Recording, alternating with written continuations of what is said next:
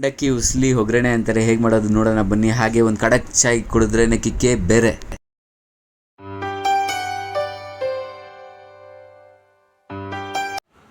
ಪೂರಿ ಉಸ್ಲಿ ಮಾಡೋದು ಹೇಗೆ ಅಂತ ನೋಡೋಣ. ಮೊದಲಿಗೆ ಬಾಣಲೆ ಕಾಯಿಸ್ಕೋಬೇಕು, ಮತ್ತು ಆಯಿಲ್ ಹಾಕ್ಕೋಬೇಕು, ಸಾಸಿವೆ, ಒಂದು ಚಿಟಿಕೆಯಷ್ಟು ಕಡಲೆಬೇಳೆ, ಕರಿಬೇವು ಮತ್ತು ಚೆನ್ನಾಗಿ ಫ್ರೈ ಮಾಡ್ಕೋಬೇಕು. ನೆಕ್ಸ್ಟ್ ಈರುಳ್ಳಿ ಹಾಕ್ಕೋಬೇಕು, ಒಂದು ಈರುಳ್ಳಿ ಹಾಕ್ಕೊಂಡು ಚೆನ್ನಾಗಿ ಫ್ರೈ ಮಾಡ್ಕೋಬೇಕು.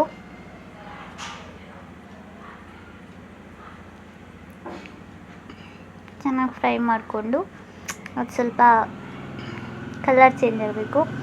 ಮತ್ತು ನಾಲ್ಕು ಬೆಳ್ಳುಳ್ಳಿ, ಮೆಣಸಿನ್ಕಾಯಿ ಹಾಕ್ಕೋಬೇಕು, ಅರ್ಧ ಕಟ್ ಮಾಡಿಕೊಂಡು.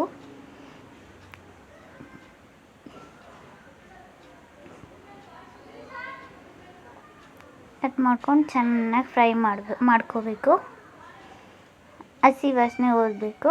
ನೆಕ್ಸ್ಟು ಒಂದು ಟೊಮೊಟೊ ಹಾಕ್ಕೋಬೇಕು,